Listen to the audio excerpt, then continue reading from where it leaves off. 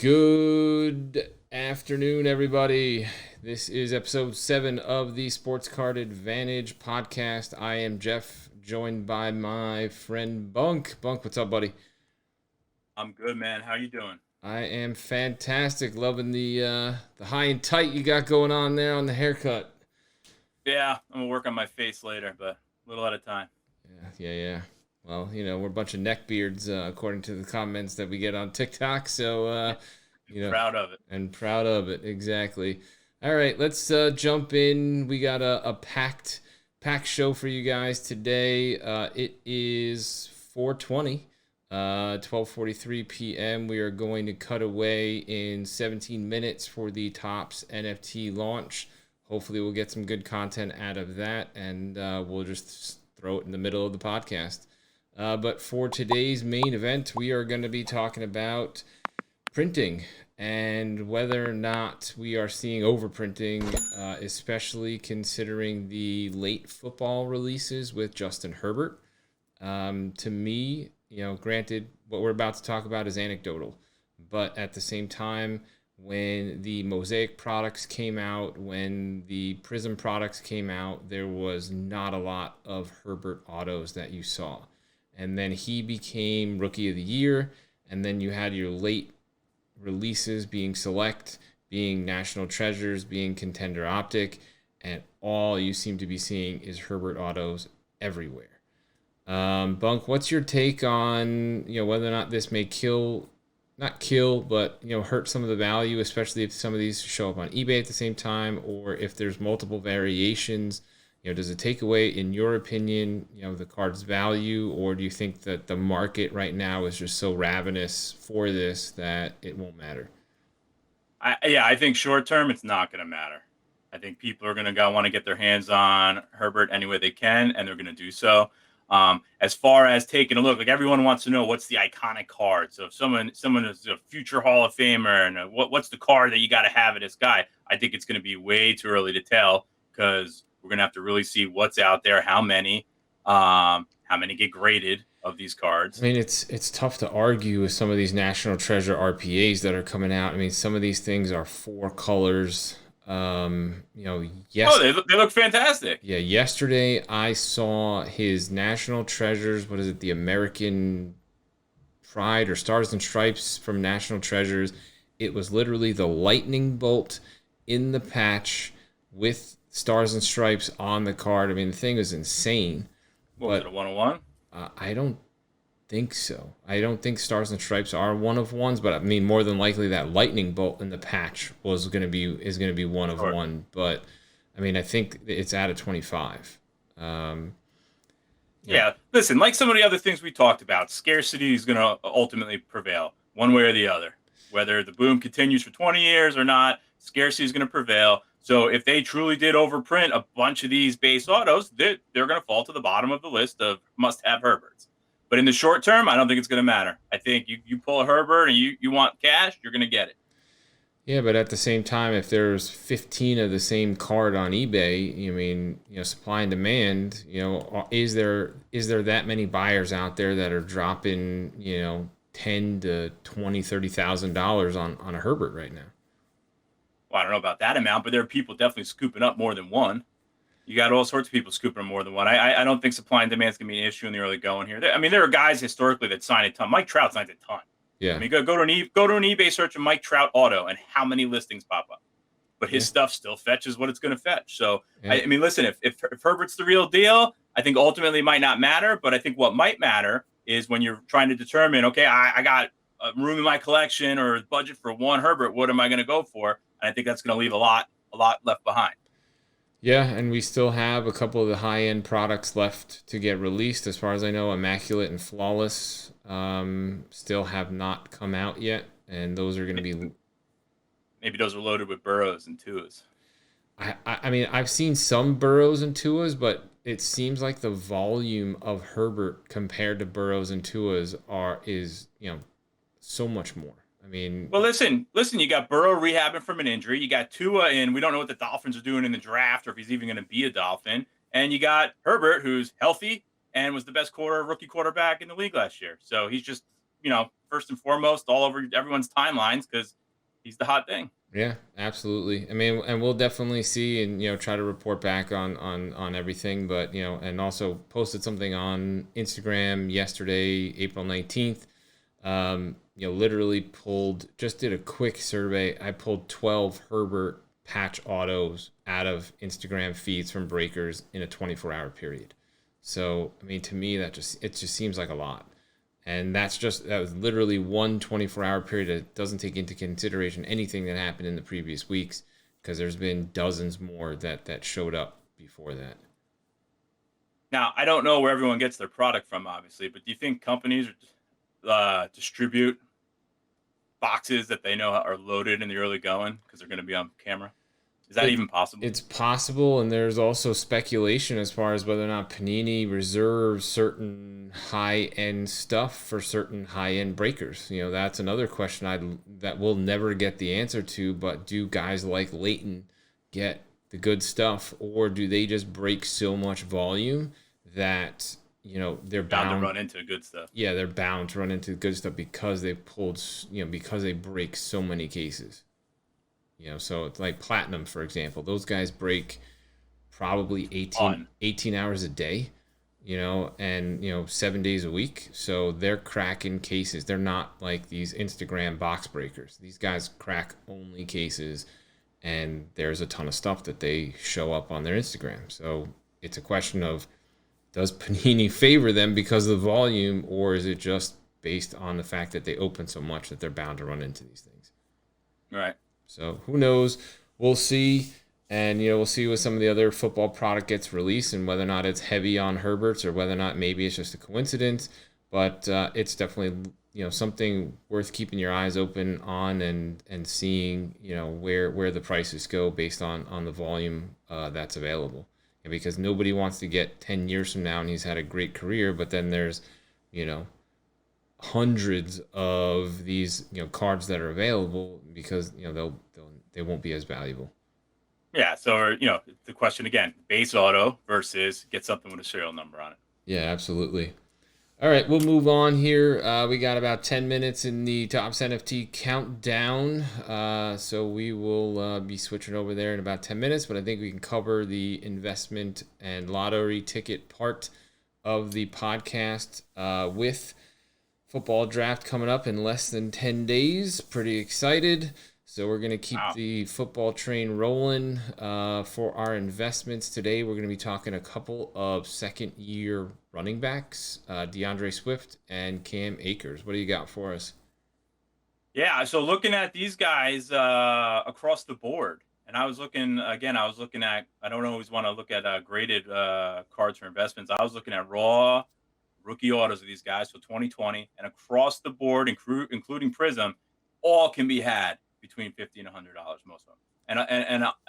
And oftentimes you could get a nice serial number parallel autograph for $100. The only time you were going to run into trouble with a raw over $100 was the silver Prisms, because everyone loves the silver hollow parallel. So those are coming in high.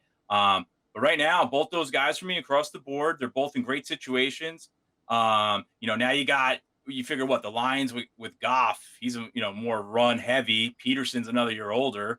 You got to figure he's still on the roster, no? Nope. Gone. He's gone. Oh, there you go. So Swift is the workhorse now. Who else he's gonna lose touches to? No, I mean, I think that based on the trends that we saw from last year, Akers and Swift both really started to light it up at the end of the season. And, you got to figure that they're going to give them the ball. And, with them being second-year backs, both have huge potential to be 1,000-yard, double-digit touchdown guys. And if you can get their stuff for between $50 and $100, potentially if it's grade worthy, get it out there and basically sit on your hands for the next 12 months if you send it to PSA or when they open back in July, or drop it out to HGA or SGC. And I'm hearing great things about the return times on SGC, and HGA. We'll see. We have a bunch of stuff into them right now, but we just had it for 60 days, so we're going to see when it comes back. Yeah, and even for people like I'm only getting into some of this grading stuff with you and for this, but for generally speaking, I'm not a big grader or into doing it. So for people, you don't just have to purchase something to get it sent out. You can find a affordable in your budget option. Watch the guy, love the game, and if you're looking to cash in, I think these are two nice options. Yeah, absolutely. And from my standpoint, if you're looking to cash in and the card is centered and the card looks like it's in good shape, definitely you can take a shot. HGA right now, $20, 60 day turnaround. You get it back before the season starts if you can, get into one of their lotteries. As far as I know, SGC, I believe it's $37, and they're turning stuff around pretty quickly as well. So if it looks good, in my opinion, you're looking to maximize your value on an investment or a flip, then get it graded and flip it for more. We're gonna talk lottery tickets. We talked about these guys a couple weeks ago. We're gonna talk about them again. I wouldn't necessarily call them journeyman quarterbacks, but they're guys that are looking for a second chance with new teams.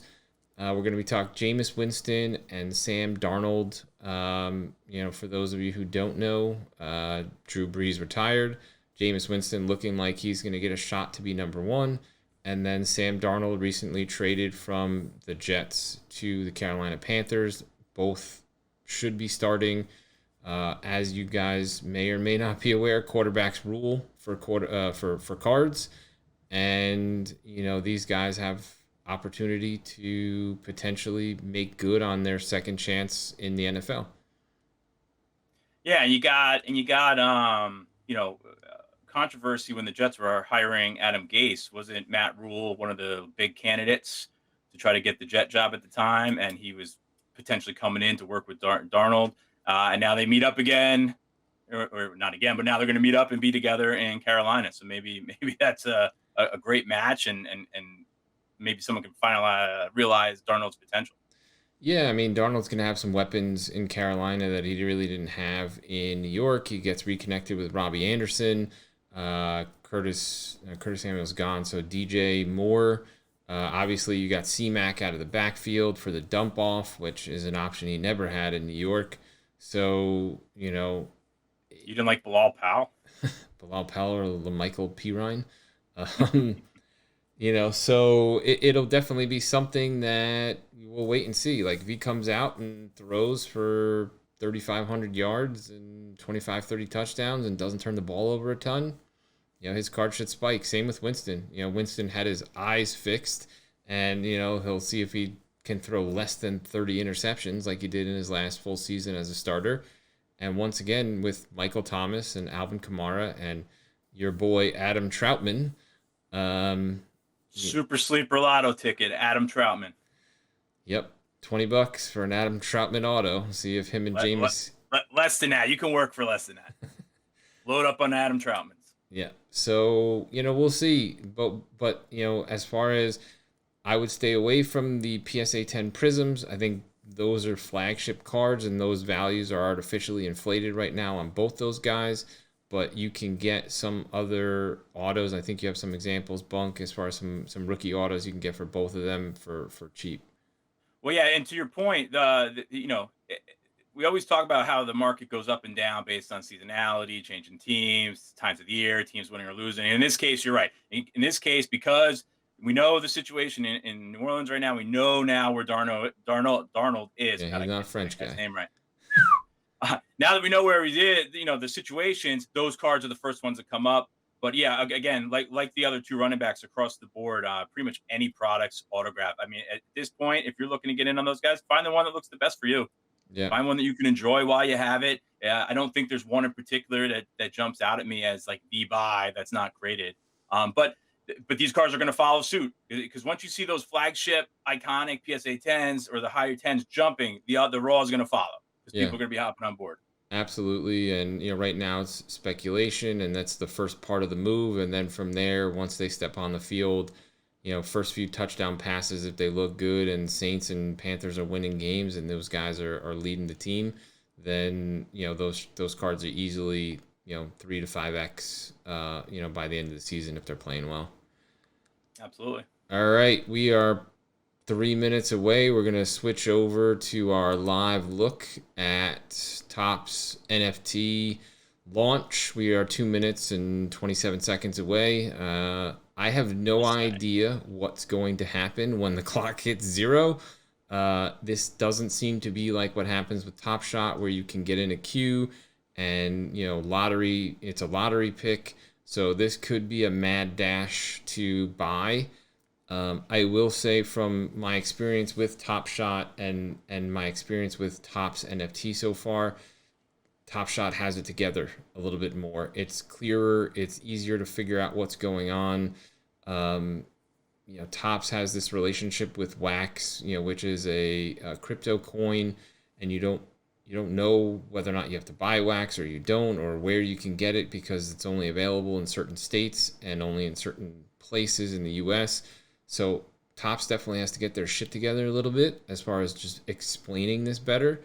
But we'll see in 90 seconds whether or not this is going to be a mad dash to try to check out and buy, or whether or not they're just going to open up a queue and we can get in the queue and we'll see where we sit.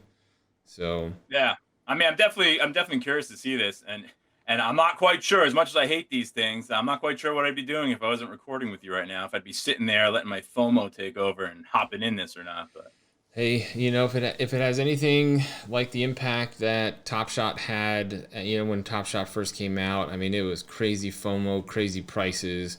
So if we can get ourselves a pack and, it's something that has some value right off the bat, I got no problems buying and flipping. I personally think that, most NFT products are going to experience a spike, and then they're going to experience a sell-off, and then they have to settle in and find their everyday type of market cycle. I mean, that's what happened with Top Shot. It spiked like crazy out of the gate, and then it has plummeted hard, over, the last month or so. And it's got to find its day-to-day market cycle and where it's going to sell and where the actual market of regular buyers and sellers are going to fit. So what I'm hearing is buy one just in case. If you can get your hands on one and flip it, I mean, more than likely within the first week or so is going to be top value for some of this stuff, and then it's going to sell off. And here we go. That's all I would do. That's all I do with it. Just flip it if I can make money on it. I have no interest in collecting these things. Yeah, and dud. Froze. Dud. Like all it says is select payment method, but it doesn't give us an option to, and just dud. Just frozen, wheel spinning in typical Topps fashion. Is not even wheel spinning. It's just it's grayed out. You can't add anything to cart, and it's just frozen. That's a fucking shame. That's a huge dud right there. Yeah, well, the whole world's about to get on and do it. And now it's asking me to log in again, even though I was already logged in.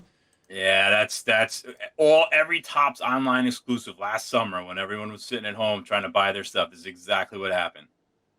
You couldn't even get anything into the cart. Yeah, I mean this is a huge dud. That sucks.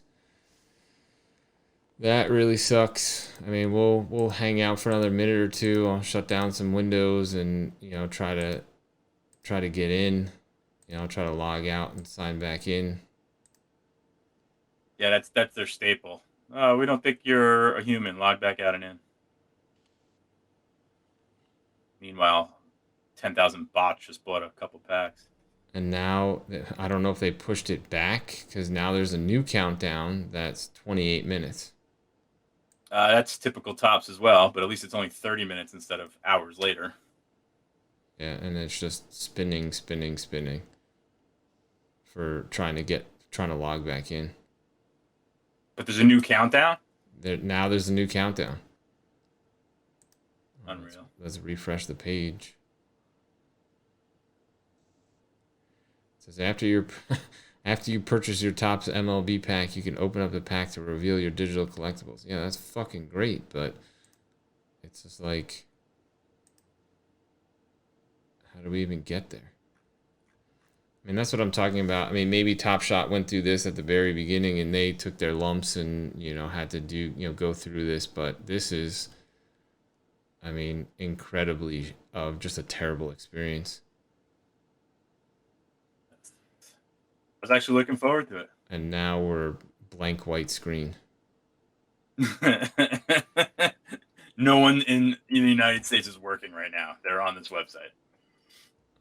I mean, the last NBA Top Shot pack drop, you had 280,000 people that got in queue for that. That's crazy. Yeah, and this thing's literally just going back and forth from blank white screen to saying after I purchase, which I can't fucking purchase. I'm just checking to see if anyone's gotten in some of the chat spaces. Well, try going to topsmlb.com and see what happens. Yeah. I mean, if you look at their marketplace, some of the people got part of the 10,000 promo packs have already listed some cards. So you have Rafael Devers up here. You have a Kershaw up here. I mean, these cards are going nowhere near, what the Top Shot stuff was going for. But you have some... So that's that Atomic Hub? Yes, the Atomic Hub. So there's the promo pack itself that people are selling for $10. The opening day pack that people are selling for $60, which they probably just bought for $5. Nothing up on the NFT Hub. Oh yeah, there is. Yeah, there's stuff in the marketplace, but it does not look like that the packs are going to be... I mean, they're going to have to go to a queue system like Top Shot. I mean, because this is ridiculous. I mean, it's and you're certain no one got a pack right now? I mean, there may be people that got a pack, but they may have clicked on the button faster than me, or whatever it was. But right now we're all frozen. So I don't know what's going on in regards to whether or not people got packs, whether or not there's a timer and shit got reset. I can't see anything. I'm seeing it is truly delayed 30 minutes, but I don't even see the countdown anymore. Yeah, I mean, we're frozen. Now I just have a white screen. Yeah, when you go to topsmlb.com/shop, it's just a white screen. All right, we're not going to spend any more time on this. Unfortunately, it seems like a dud for now. We'll try to revisit it in 25 minutes on our own, and if we get anything good, we'll record some content and get it up. But for the time being, it's a dud, and unfortunately, strike one, pun intended, for Topps NFTs. All right, let's move into our... I think we're just gonna, we'll use that NFT as our, 101 for today, as far as just a little education on what's going on with the Topps NFT, and we'll go straight into Peanut Gallery. We're gonna talk tools today. We get questions regularly when we do some Instagram videos, and then also videos on the podcast as far as what tools we're using. So personally speaking, my favorite tool is Card Ladder. It's $15 a month. In my opinion, I think they have the best charts out there. But if you feel that there's something else out there that is offering better charts, by all means, send us a comment or an email, info@sportscardadvantage.com. Always like to hear what you guys have to say. But as far as the tools that we use for charting and for looking at trends, it's Card Ladder. And with Card Ladder, you can get both graded and raw charts, correct? Correct. Yeah. So they're adding new cards and new variations of everything all the time. Literally every day. So for some of the more popular guys, you'll be able to get PSA 10, BGS, all the way on down to usually sometimes like 7 or 8. With some of the less popular guys, usually there'll be a PSA 10, PSA 9, and in some cases you'll get a PSA 10, PSA 9, and a raw. It just depends on how popular and how much volume is being sold. Some of the other tools that are out there, Sports Card Investor is another one. I subscribe to those guys for a little bit. that's $49 a month, so it's three times plus more expensive than Card Ladder. I personally don't feel the need to log all my cards into, but Card Ladder does that too. I mean, the only difference with Sports Card Investor is they give you some ideas as far as some stuff to buy and some potentially good investments. But so if that's something that you're looking for, it's definitely, you can spend the $49 on it. But if all you're looking for is some good card charts for trends and pricing, Card Ladder should be sufficient. And that's what I said, it's $15 a month. Yeah, so it sounds like with Card Ladder, you're doing a little bit more of your own homework. You have some of your own ideas of who to look into and what you want to do, and then you're just utilizing their data. And then for a little bit more money, you can have someone spit some ideas at you and utilize their data. Yeah, the guy who runs Sports Card Investor has a team. I mean, those guys have blown up tremendously. I mean, they're doing it full time. They got people that are in the markets, and looking at stuff all the time, and they have top 5, top 10, ideas for the week. And they give you breakdowns on all that stuff. So if you're looking for somebody to feed you with information and give you potential ideas for flips and investing and cards that are hot, it potentially could be worth the $49. It's a great product, but for us, we do a lot of our own legwork, and we just use Card Ladder. I'm gonna roll out a brand new free service where I tell you what my favorite set to collect of the week is. Set to collect. So you and your 4 friends that can set, collect, and set build. Guy, there's a lot of people set building and collecting. I know you're so far gone in the money stock market aspect of this hobby. Yeah, but a lot of people build sets, sir. Business versus hobby. I mean, that's me. That's my background. I came from the world of charting and looking at this, and we're going to get into a lot more of that stuff coming up. We're going to be starting to post weekly things on Instagram.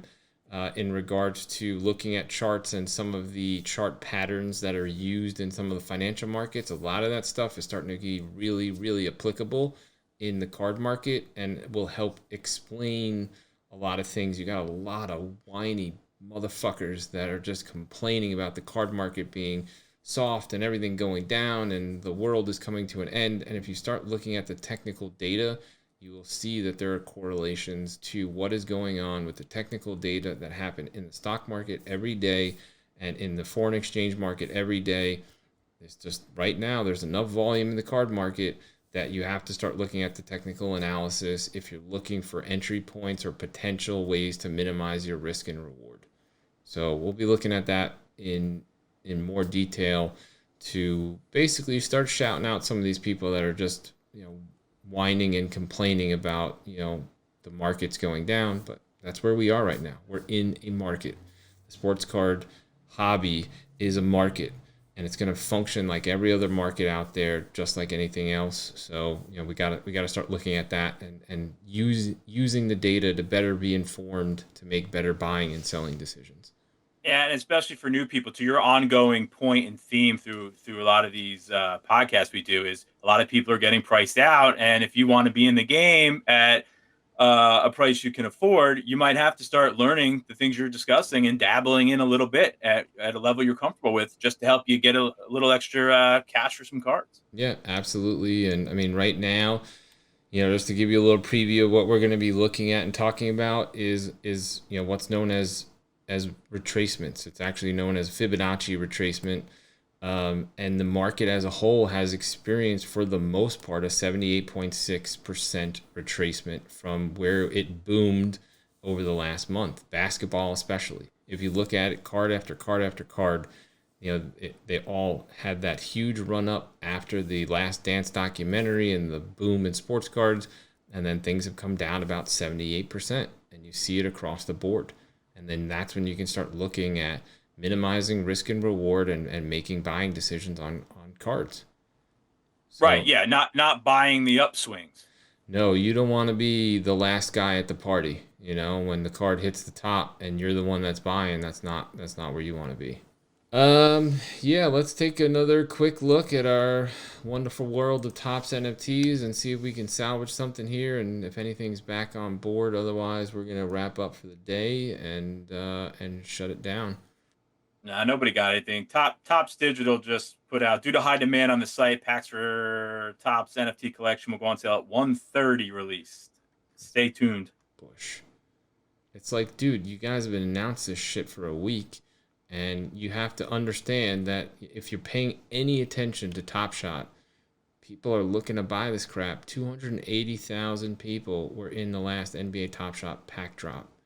I mean, those numbers are absolutely absurd, but you have to be prepared for that. That you're going to get easily that, 6 figures, 100,000 plus people that are going to be looking to buy these things. So that little hub that you could open up and you could see like the Devers card and stuff like that. What do I do with those if I have one?